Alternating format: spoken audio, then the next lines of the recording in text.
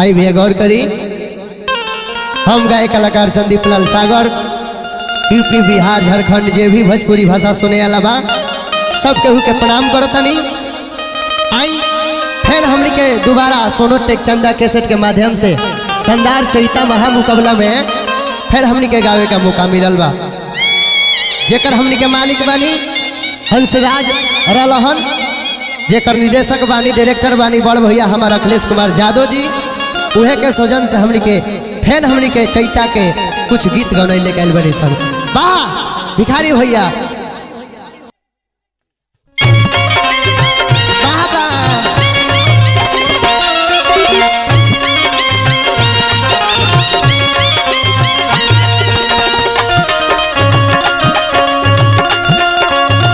जय हो नचनिया।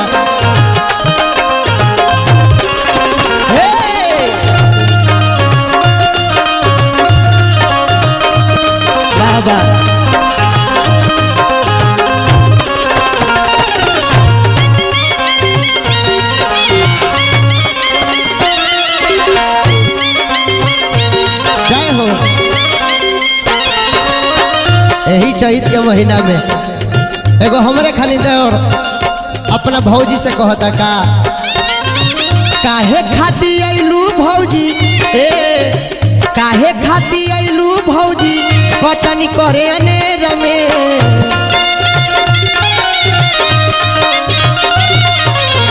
काहे खाती आइलू भौजी कटनी करे अनेर में। काट भौजी गेहूं तू काट भौजी तू बारू का ना हो आरे फेर में।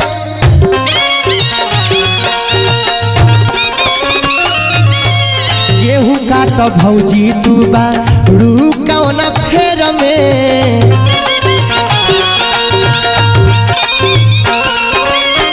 काहे खाती आइलू भौजी कटनी करे अनेर में।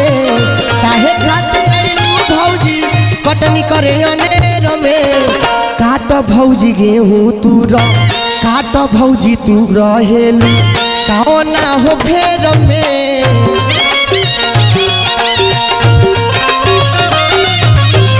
काट भौजी तू तो बारू काम ना हो फेर में। जय हो भिखारी भैया।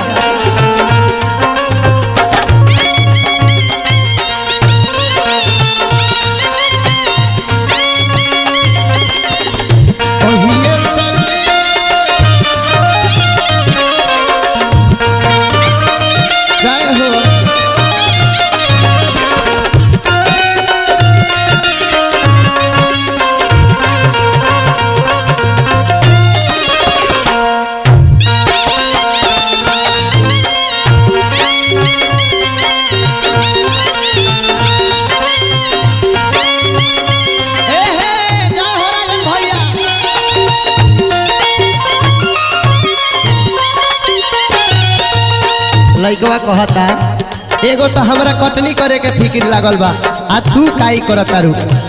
एक तो लागल बा हमरा कटनी के फिक्र करेलू जिक्र तू तो करेलू जिक्र। क्या बात है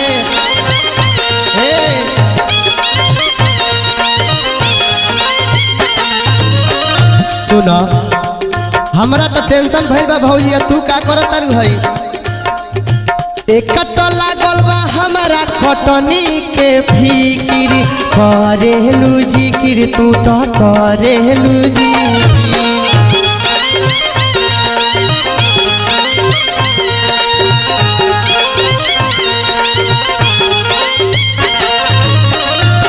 चना मसूरी सरसों सब माटी में मिल गई। झरी गई चना सरसों झरी गई चना सरसों मटिया के ढेर में।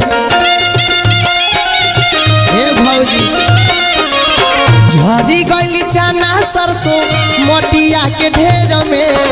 काट भौजी गेहूं तू काट भौजी तू रहेलू कावा ना हो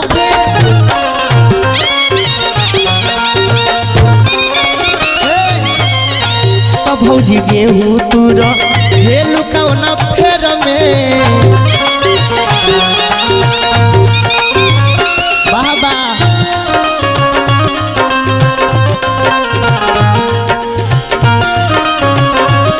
है।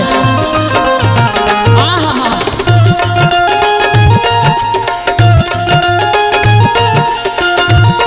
जय हो भिखारी भैया।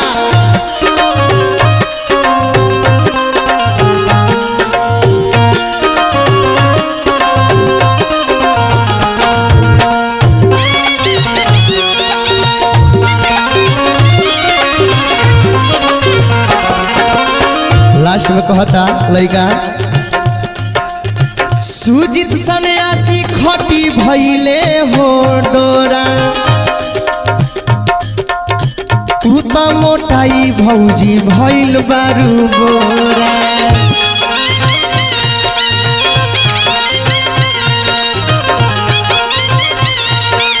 क्या बात है ए भौजी कौना चौकी के आटा तू खाता रू हो। सुजित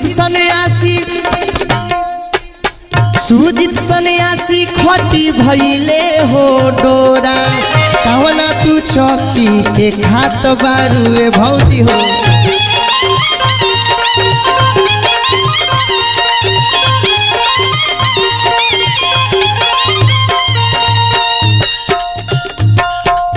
संदीप के बोला कैसे संदीप हो बारे गोरी तहरा हो फेर में।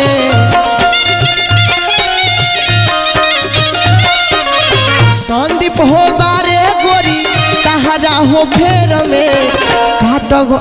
काट भौजी गेहूँ तू काट भौजी तू रहेलू कावना हो फेर।